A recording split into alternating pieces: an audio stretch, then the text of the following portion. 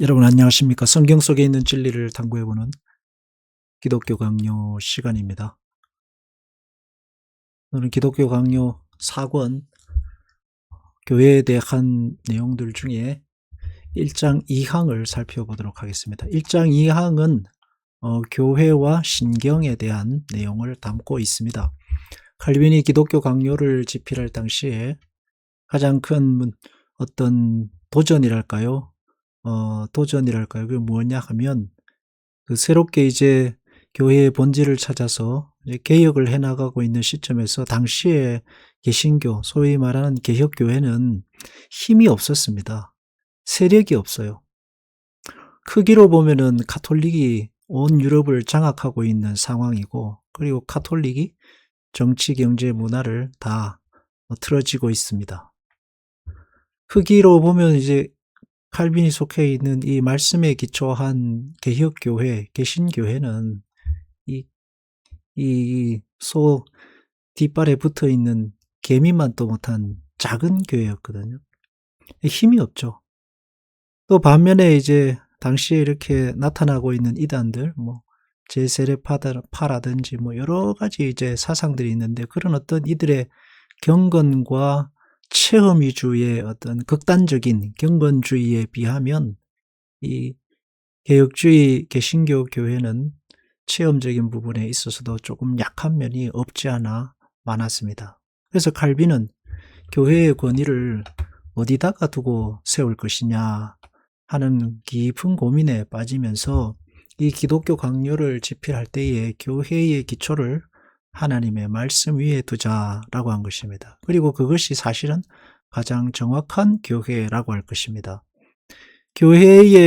교회됨은 어떤 체험에 있는 것도 아니죠.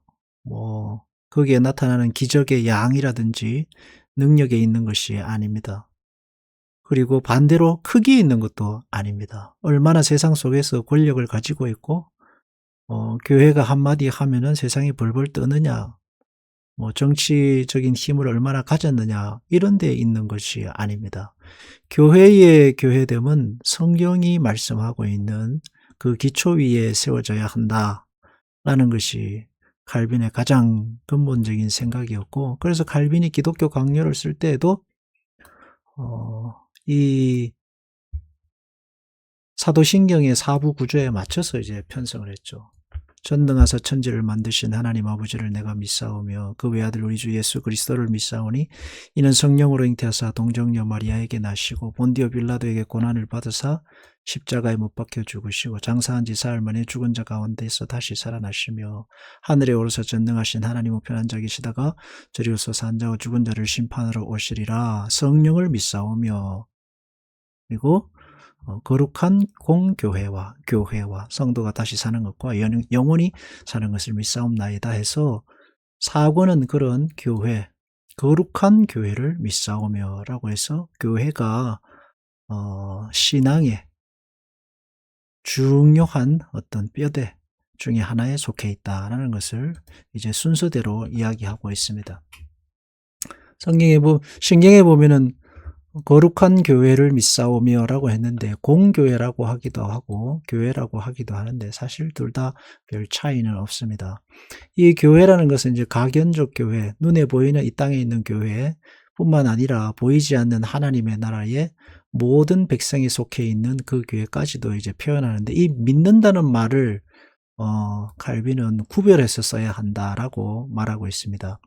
믿는다는 말을 사용하는 것이 하나님의 자녀들과 불신자들, 양떼와 이리떼들을 이제 구분하기 위해서 사용한다라고 하는데, 칼빈은 이 거룩한 교회를 믿는다라고 할 때에 이 전치사 이런 구체적인 이야기 할 필요 없지만, 교회에 대해 교회를 믿는다고 할 때에는 교회의 절대성을 믿는다라는 뜻이 결코 아닙니다.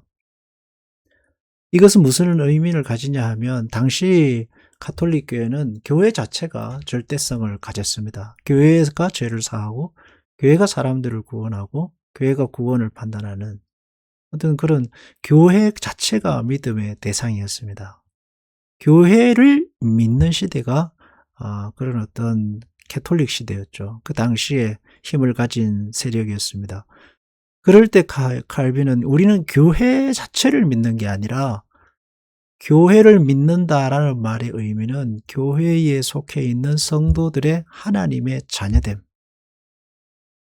하나님께서 예수 그리스도를 통해서 부르신 무리들이, 불러낸 무리들이 교회에 속해 있다라는 것을 믿는다라는 의미로서 교회를 믿사오며 라는 뜻을 사용했다라고 하는 것이죠.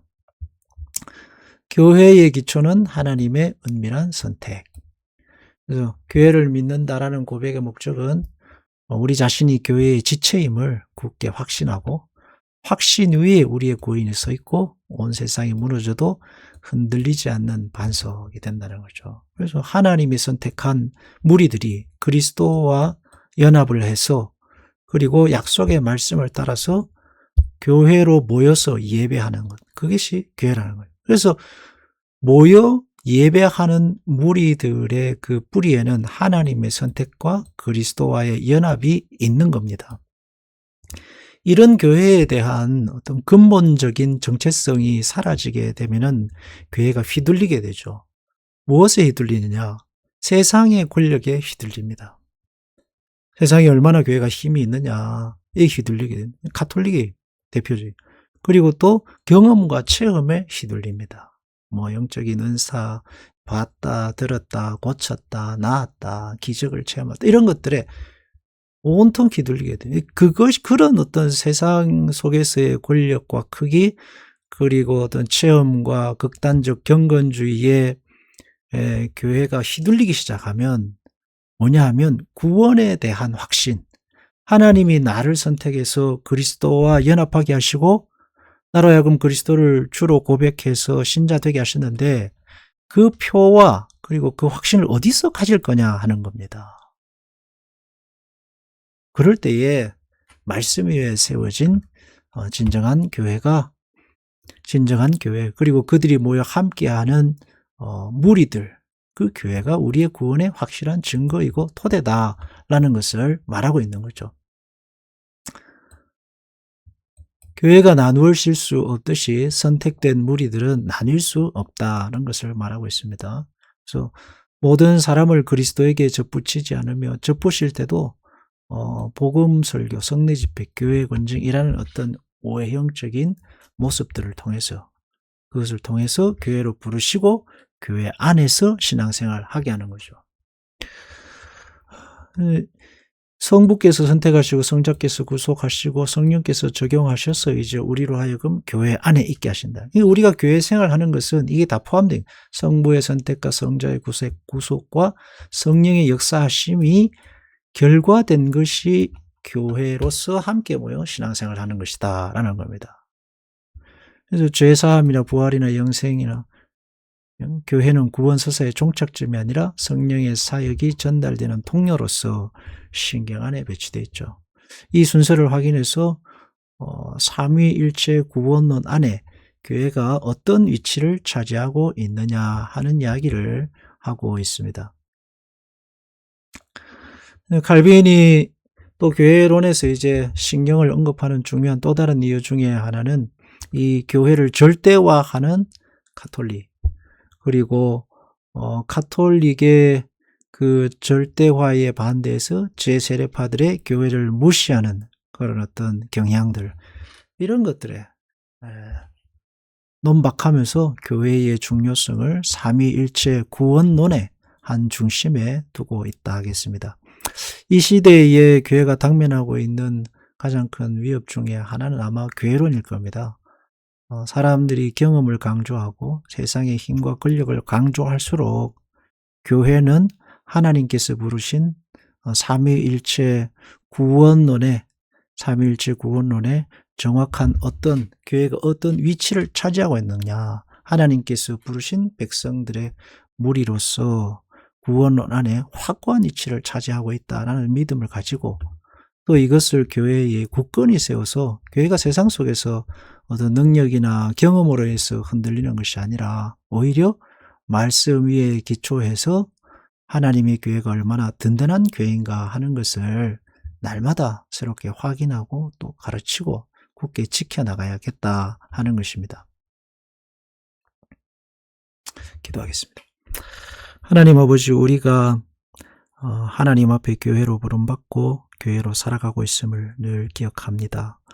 우리가 교회 되었음은 하나님이 선택하시고 그리스도 안에서 우리를 부르시고 성령께서 인도하셔서 주님의 몸에 접붙임 바 된 것을 확인하는 것입니다. 그래서 우리는 교회에 나옴으로 내가 하나님의 자녀됨을 확인하고 또 세상 속에 나가 교회로 살아가는 중대한 사명을 잘 감당해야겠습니다. 주님 은혜를 다해 주옵소서.